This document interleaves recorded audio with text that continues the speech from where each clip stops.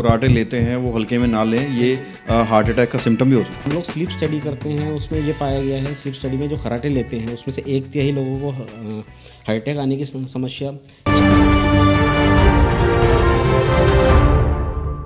नमस्कार, मैं हूं प्रवीण और आप देख रहे हैं हमारा खास कार्यक्रम हेलो डॉक्टर। और एक बार फिर पहुंचे हैं पालम में स्थित दिव्यप्रस हॉस्पिटल में और मेरे साथ मौजूद हैं chest physician doctor Rahul Kumar Meena. आज सर से हम सवाल करेंगे कि कोविड के बाद जो कॉम्प्लिकेशंस लोगों में हैं उसके बारे में, नाइलाज बीमारियों के बारे में, टीबी के बारे में। सर बहुत बहुत स्वागत है आपका। नमस्कार डॉक्टर राहुल, सबसे पहला सवाल मेरा यही है और दर्शक भी हमारा जानना चाहते होंगे, कोविड को लगभग 3 साल हो गए और कोविड से जो लोग रिकवर हुए हैं आज तक उनको कॉम्प्लिकेशन बनी हुई, आज तक प्रॉब्लम चल रही हैं, तो क्या कुछ ऐसी बीमारियां हैं जो लोग आपके पास लेकर आते हैं पोस्ट कोविड और शिकायत करते हैं? एक्चुअली कोविड से पहले लोगों में अगर थोड़ी बहुत एलर्जी रहती थी तो आसपास के क्लिनिक से दवा ले लेते थे, लेकिन कोविड के आने के बाद जो उनकी अंदर की जो एलर्जी है, जैसे अस्थमा है ना, वो पनप के बाहर आ रहा है, एलर्जिक राइनाइटिस है वो पनप के बाहर आ रही है। और कोविड के बाद देखने को मिला कि लोगों की जो ट्रीटमेंट के दौरान जो स्टीरॉयड यूज़ किया गया है उसके दौरान जो उनकी शुगर की बीमारी निकल के बाहर आई है, बीपी की बीमारी निकल के बाहर आई है ना। और इसकी complication heart attack and all, क्योंकि रेस्पिरेटरी सिस्टम से जुड़ी कोई भी बीमारी रहती है वो हार्ट को परेशान करती है। इसलिए आपको अपने लंग्स की टाइम टू टाइम जांच जरूर करानी चाहिए। अगर आप पहले से स्मोकिंग करते हैं तो डेफिनेटली आपको स्पायरोमेट्री कराना चाहिए, है ना, बिकॉज ये सारी चीज़ें कभी ना कभी आपको परेशान जरूर करेगी। और कोविड के बाद ये देखने को मिला है कि ये सारी बीमारियाँ, है ना, उभर के बाहर आई हैं। और जैसे कि कोई भी आजकल फ्लू चल रहा है ना, उसमें चीज़ें देखने को मिलती है ना। अभी कुछ दिन पहले वर्ल्ड टीबी डे भी था, उस दिन भी हमने कवरेज की थी। तो वर्ल्ड टीबी डे में हालांकि हमारे पास इलाज आ गया है और भारत सरकार का कहना है कि 2025 तक भारत को टीबी मुक्त बना दिया जाएगा, लेकिन आज भी डॉक्टर राहुल, क्या आपको लगता है कितनी अवेयरनेस की ज़रूरत है टीबी के लिए, और टीबी के जो मरीज़ हैं उनको कितनी सावधानी आज भी बरतनी चाहिए? बिल्कुल सर, बहुत अच्छा क्वेश्चन है। टीबी एक ऐसी बीमारी है जो कि 100% अगर इलाज लिया जाए तो 100% जड़ से ख़त्म हो सकती है। और अगर टीबी का इलाज में अगर आप लापरवाही करते हैं तो वो टीबी बिगड़ सकती है। जो चीज़ 6 महीने का कोर्स है आपका, वो बढ़ के 18 महीने 24 महीने का हो सकता है और जानलेवा भी हो सकता है। तो इसकी अवेयरनेस इसलिए ज़रूरी है क्योंकि ये बीमारी अगर समय से ट्रीट हो गई तो आपकी जान भी बच सकती है, और अगर समय से ट्रीट नहीं हुई तो ये जानलेवा भी हो सकती है ना। लंबी खांसी, 3 हफ्ते से लंबी खांसी, है ना, आपको बलगम की जांच जरूर करानी चाहिए। आपके जो नियर बाय चेस्ट फिजिशियन है उनसे ज़रूर मुलाकात करनी चाहिए, क्योंकि खांसी की जो लंबी ड्यूरेशन है ये टीबी ना हो आपकी, है ना। तो इसके लिए बिल्कुल मिलना चाहिए। और टाइम टू टाइम हम लोग कैंप लगा रहे हैं। मैं दिव्यप्रस हॉस्पिटल से एसोसिएट हुआ हूँ। हम समय से समय यहाँ पे कैंप की वो है अवेयरनेस फैलाने की ज़रूरत है ना। लोगों को नहीं पता है अभी चेस्ट फिजिशियंस के लिए, तो अभी हम इस चीज़ को ब्रॉड वे में हम करने जा रहे हैं। WHO कहता है कि टीबी जो है 2030 तक खत्म हो जाएगा, और भारत में जिस तरह से मरीज आते हैं टीबी के, क्या आपको लगता है कि 2025 तक जो कमिट किया है गवर्नमेंट ने, वो पॉसिबल है कि टीबी मुक्त हो जाएगा भारत?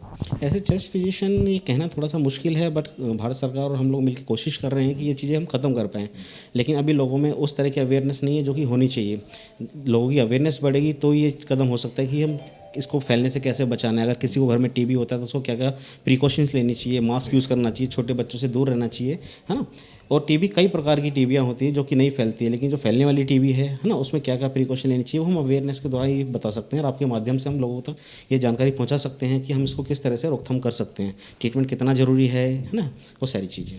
अच्छा, हमने सुना है, हो सकता है दर्शकों को ना पता हो, खुराटे लेने से क्या हार्ट अटैक का खतरा रहता है? बिल्कुल रहता है sir. As per studies, as per German study जिसके अंदर हम लोगों ने 11,000 पेशेंट्स की स्टडी करी है, उन पेशेंट्स में पाया गया है जो कि खराटे लेने की जो बीमारी है ये काफ़ी ख़तरनाक बीमारी है। और हम अपनी इंडियन सोसाइटी में इस बीमारी को या तो मजाक में लेते हैं या फिर कोई मजाक ना उड़ाए इस चीज़ हम बताते नहीं हैं, डॉक्टर से नहीं संपर्क कर पाते हैं। हम लोग स्लीप स्टडी करते हैं, उसमें ये पाया गया है स्लीप स्टडी में जो खराटे लेते हैं उसमें से 1/3 लोगों को हार्ट अटैक आने की समस्या, 1/3 लोगों को ब्रेन स्ट्रोक आने की समस्या रहती है। आपने भी आमतौर पर देखा होगा कि किसी को हार्ट अटैक आ गया है, पहले कोई बीमारी नहीं रहा करती थी, है ना, लेकिन उन्होंने कभी अपना स्लीप का इवोल्यूशन नहीं कराया। इसलिए खराटे लेने की बीमारी से क्या होता है, जो सांस की हमारी नली रहती है ना, वो चौक हो जाती है और ऑक्सीजन की जो मात्रा है वो ब्रेन तक ठीक से नहीं पहुंच पाती, हार्ट तक ठीक से नहीं पहुंच पाती, यही कारण है। और एज़ पर जो जर्मन स्टडी है उसमें 1/3 लोग हार्ट अटैक से, 1/3 लोग ब्रेन स्ट्रोक से, है ना, जो उनका कॉज पाया गया वो ओएसए है। इसको ओएसए बोलते हैं बेसिकली, ऑब्स्ट्रक्टिव स्लीप एपनिया। तो आप ये कह रहे हैं कि जो लोग खुराटे लेते हैं वो हल्के में ना लें, ये हार्ट अटैक का सिम्टम भी हो सकता है? बिल्कुल, उनको अपने चेस्ट फिजिशियन से एक बार राय जरूर लेनी चाहिए, है ना, ये बहुत ज़रूरी है। ठीक है। दमा के मरीज़ बहुत ज़्यादा हैं, तो दमा की जो बीमारी होती है डॉक्टर साहब, ये क्यों होती है और इसका ट्रीटमेंट क्या है? सर, जो दमा की बीमारी है is a like a common term, है ना। हम अस्थमा सीओपीडी के नाम से इसको जानते हैं। अस्थमा अपने आप में एक आठ तरह की बीमारियों में विभाजित किया गया है ना। उनकी वैरायटीज़ होती है। कुछ दमा होते हैं जो कि बचपन से शुरू होते हैं, कुछ दमे होते हैं कि जो अपने पेरेंट्स से बच्चों में आते हैं, जेनेटिकली होते हैं। कुछ दमे होते हैं जो कि मोटापे की वजह से होते हैं, और कुछ दमे होते हैं जो कि पहले एलर्जी की बीमारी रहती है ना, नाक से पानी बहना, बार बार छींक आना, और धीरे धीरे करके वो बीमारी अपने लंग्स को इन्वॉल्व कर लेती है, जो कि अस्थमा में कन्वर्ट हो जाती है। जैसे कि आपको पता है दिल्ली में पोल्यूशन बहुत है ना, तो एक ही मेजर कारण है इस चीज़ के लिए, है ना। तो इसके लिए हम लोग की इसका लेवल कितना है, एलर्जी का कितना लेवल है, उसके लिए हम लोग यहाँ पे जांच करते हैं हमारे दिव्य प्रसाद हॉस्पिटल में, जिसको पीएफटी बोलते हैं, है ना। पीएफटी की जांच से आप पता कर सकते हैं कि आपका अस्थमा कितना कंट्रोल है, कितना कंट्रोल नहीं है, आपको दवाई की कितनी आवश्यकता है ना, वो हम स्पायरोमीटर से बता सकते हैं। डॉक्टर राहुल, अक्सर लोग जब चेस्ट में पेन होता है तो उसको गैस समझकर इग्नोर कर देते हैं, तो कैसे डिफ्रेंशिएट करें एक नॉर्मल गैस को और चेस्ट में जो हार्ट अटैक से पहले होता है उस दर्द को? ये बिल्कुल आम क्वेश्चन है जो कि हर किसी को मालूम होना चाहिए, है ना। गैस का दर्द समझ के चेस्ट पेन को इग्नोर ना करें, बिकॉज वो हार्ट अटैक भी हो सकता है। जो छाती का में दर्द होता है वो सुई चुभने जैसा दर्द होता है हार्ट अटैक में, और वो दर्द आपके लेफ्ट हैंड में आता है और कमर की तरफ भी जा सकता है ना।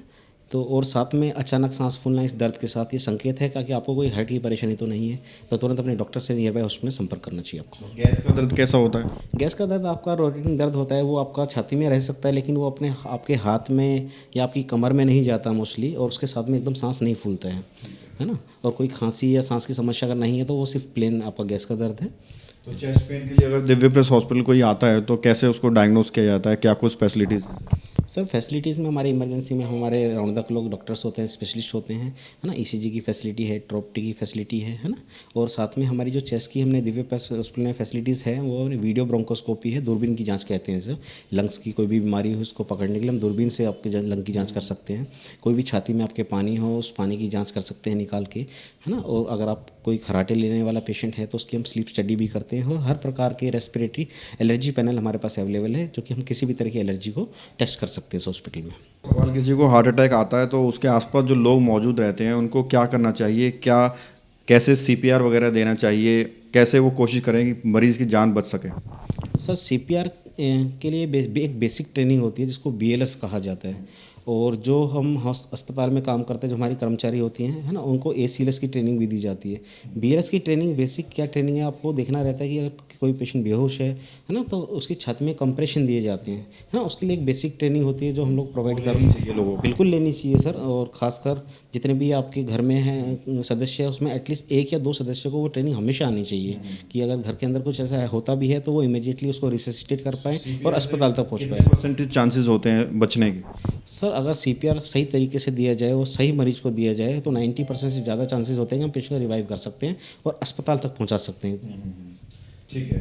दिव्य प्रेस हॉस्पिटल में जो लोग आपको देख रहे हैं, डॉक्टर राहुल, अगर आपसे कोई मिलना चाहे, कंसल्ट करना चाहे, तो क्या कुछ यहाँ आपका टाइमिंग रहेगा और क्या कुछ फैसिलिटीज़ हैं हॉस्पिटल? मैं डॉक्टर राहुल हूँ, एज ए चेस्ट फिजिशियन मैं दिव्य प्रेस हॉस्पिटल में कार्यरत हूँ, और मेरी ओपीडी टाइमिंग है 6 बजे से लेकर 7 बजे तक, और मेरे दिन हैं मंगलवार, बृहस्पतिवार और शनिवार, है ना। इनकेस अगर कोई इमरजेंसी होती है मैं तब भी अवेलेबल रहता हूँ।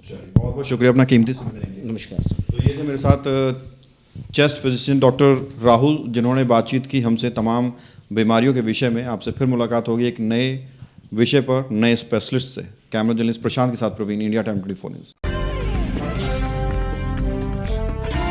खबरों से खबरदार रहने के लिए चैनल को सब्सक्राइब करें और प्रेस करें बेल आइकन।